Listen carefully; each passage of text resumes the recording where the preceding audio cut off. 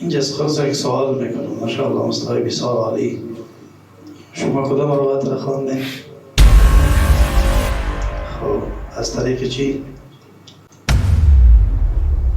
طریق شاطبی یا طریقت النشر؟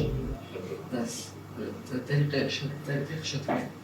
تو شاطبی خود در مد سکت ندارن. یک دومی که دلیل سکت پیشتر است که حمزه در جا سکت میکنن در مورد دلیل جا است که وجی مثال حمزه ما را میکنن. الله یبارک فیک.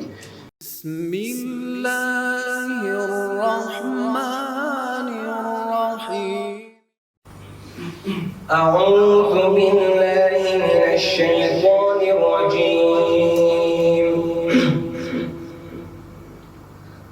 بسم الله الرحمن الرحيم.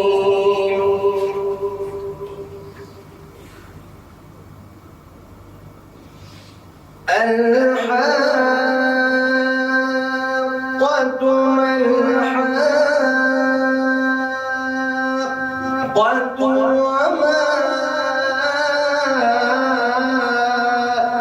أدريك ما الحاقة كذبت ثمود وعاد بالقارعة.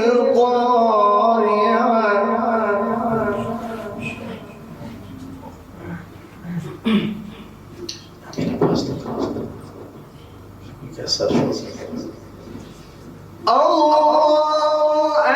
أكبر.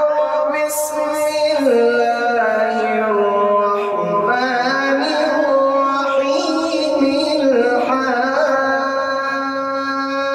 الحاقة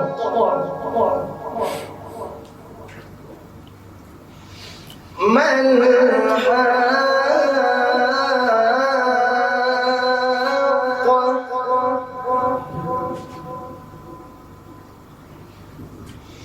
وما أدريك ما الحاقة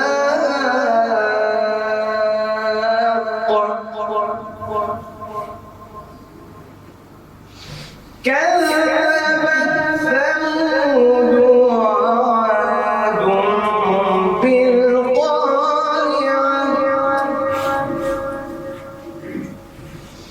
فأما ثمود فأهلكوا بالطاغية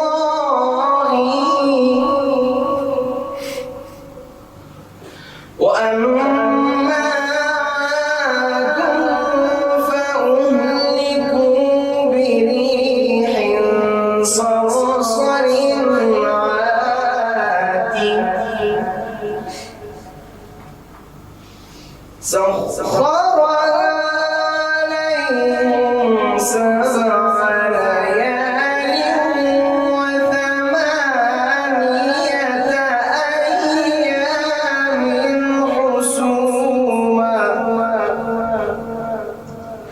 أيام حسوما سخرها عليهم 7 ليال و8 أيام حسوما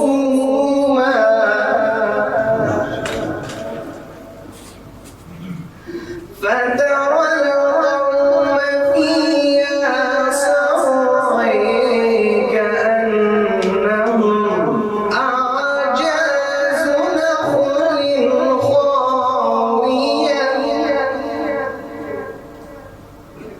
فهل ترى لهم من باقية وجيء فرعون ومن قبله والمؤتفكات بالخاطئة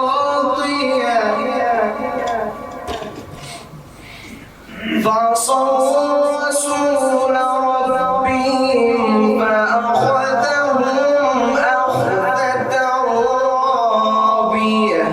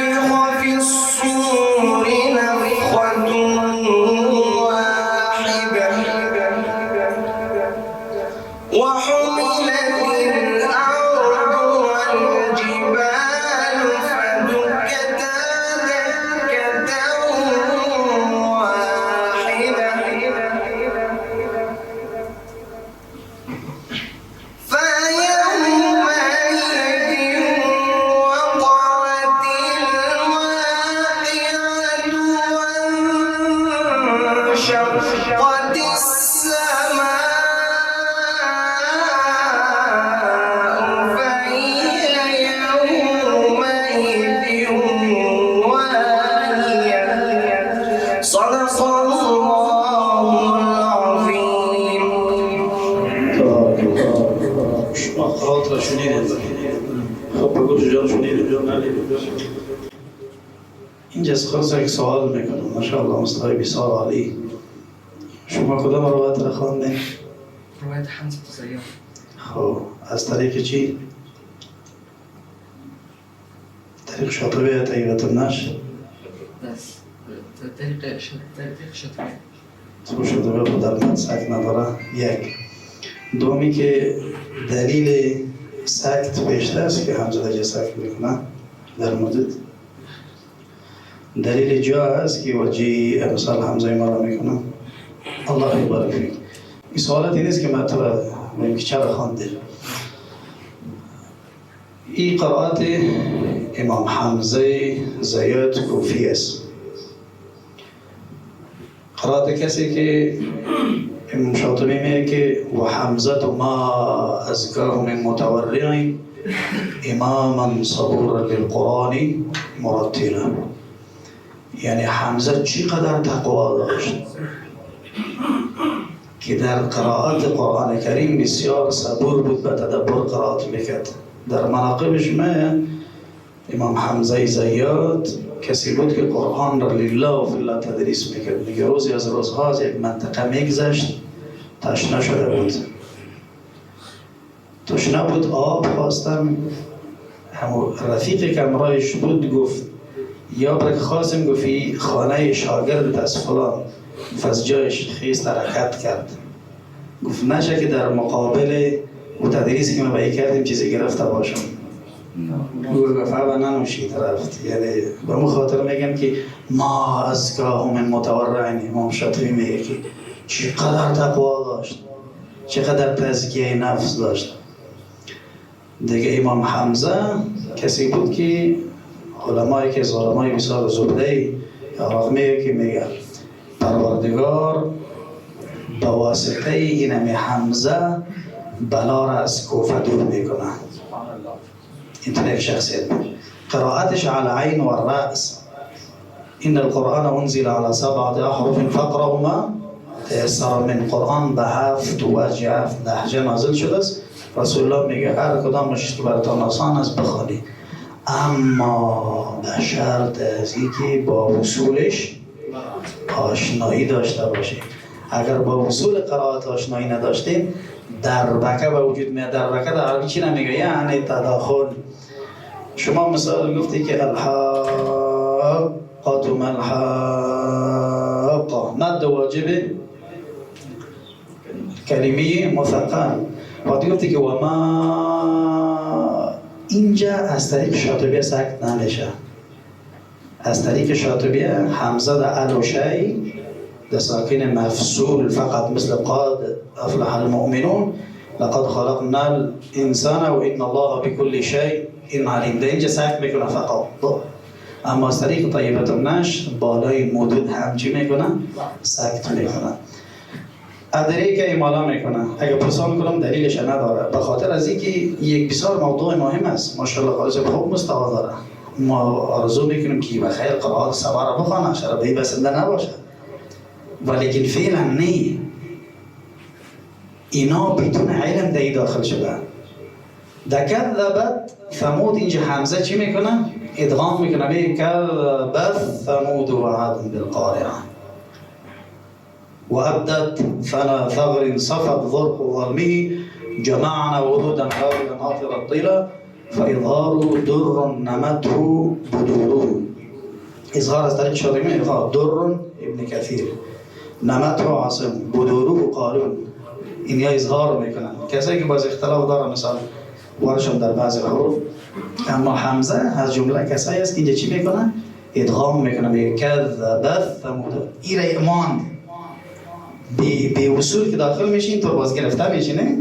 من در درس گذاشتم گفتم که وقتی که در یک فن داخل میشی با او فن آشنایی نداشته باشی، صاحب فن که گیرت کرد واسه خلاصی نداره. اینا رو ما میگم خب بیار خیلی جا ادغام میشد. چرا ادغام نشد؟ یعنی این موضوع منتشر هست، یعنی در کشور عزیز ما بعضها در بعض جایی نمطور یکم کارا میکنن داخل میشن. ما نمیگیم نخوان، بخوان به اصول. یک روز یک ویدیو رو یک کس انداخته بود، یک چنایی بود کله را مکمل آورد پیش روش، چنان داغ بود همونطور خورده میرفت. یک کسی در تعلیق برش نوشته کرد و گفت به خدا تو را ملامت نمیگم چرا کله میخوری، همین بیسای بمان که ذره یخ کنه. فهمیده شد؟ دیگه ما مزاق کردم، یک لطیفه بود دیگه بخوان ولیکن به اصول. مثلا یک جایی میخواندی که شنیده بودی دیگه جای اصول خود نمیفهمینی که مثلا ادغام میکنه. مثلا شما گفتید خاوی باقی، این اماله سر از طریق طیبتون نشر، اما از طریق شاطبیه امام کسایی در اینجا اماله میکنه. او هم به شروط حروف فجثت زینب لذود شمس، فجثت زینب لذود شمس، این همی حروف که از قولا واحدا امام کسایی وقتی که تای تانیث بیه بعد از این امالهش میکنه، مثل رحمی، ملائکه و حروف اکهر بشر در مذهب اول، اکهر کاف و ها و را. اگری به قبلش یا کسرا آمده بود باز امالهش میکنه، اگر بود نمیکنه. اما در مذهب دوم سوى الف عند الكسائي مهیله، بغیر از الف مثل صلاه زکات دیگه هر حرفی که بیای امالهش میکنن.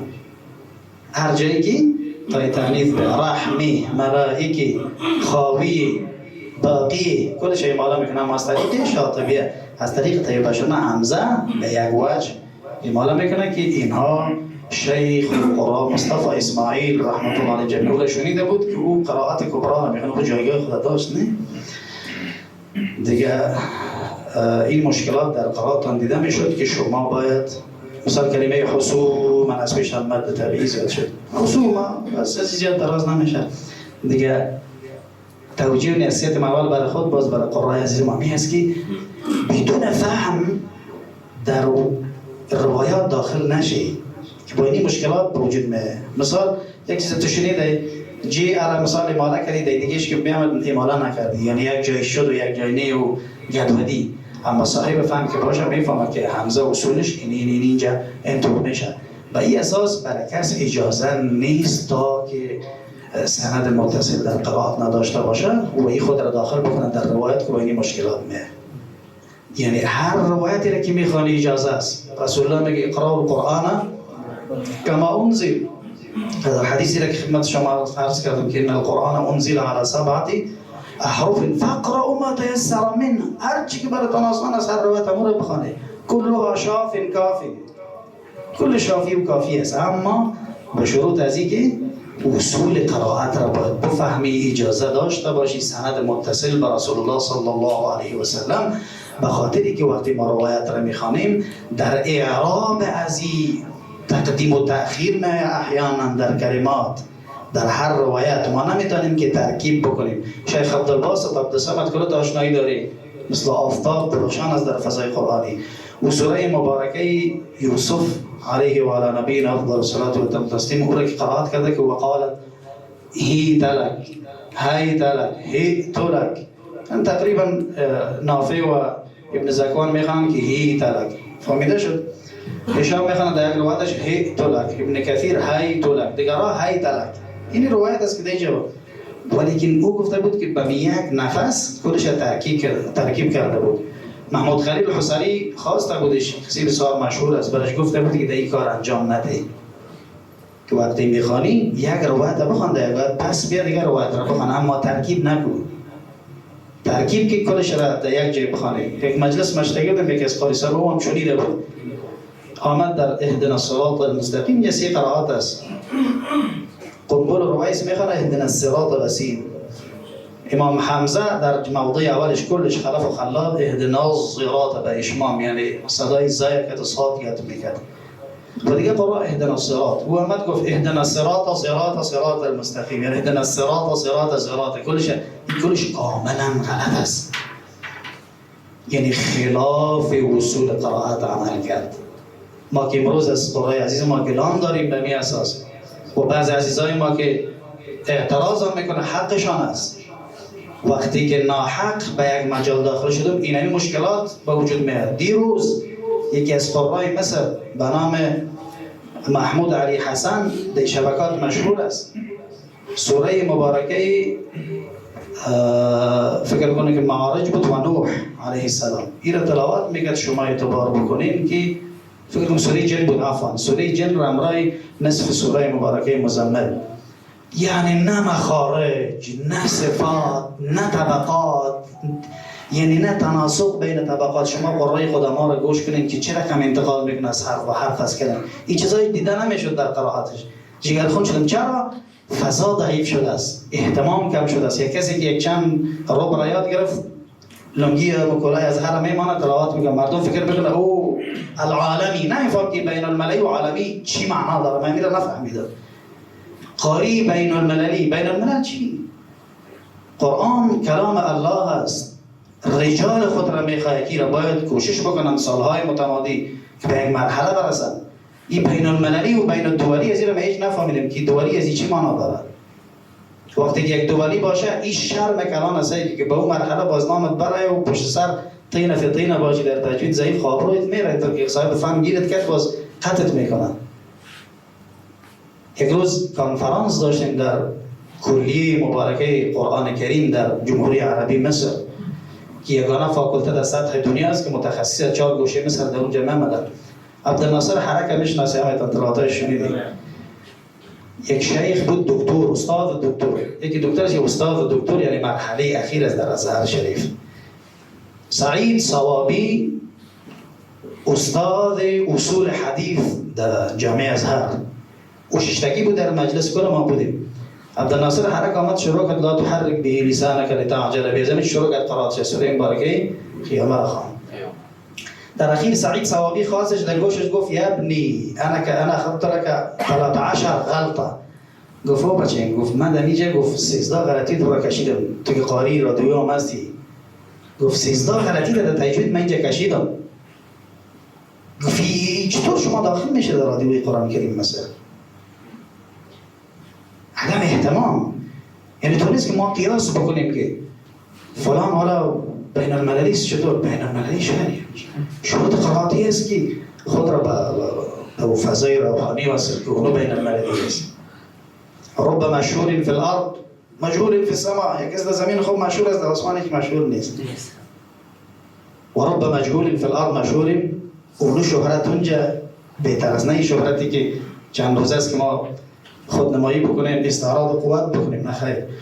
قرائات قرآن فضای بسیار پاک است. القرآن طاهر و یسکن فی مکان طاهر. این توجیهات بر عزیزای ما است. قاریس بسیار من خدا شاهد است که بسیار کیف کردم از قرائتش.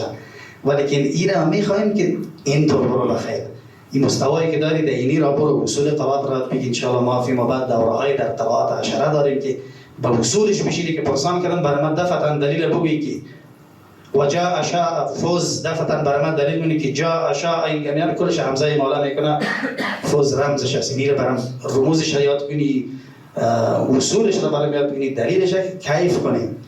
دیگه هدفی است که بی فهم در مجال قرآن داخل نشه که قرآن فضایش پاک است. در قرآن باید حلالی باشی. چی باشی؟ حلالی، یعنی به حق داخل شوی.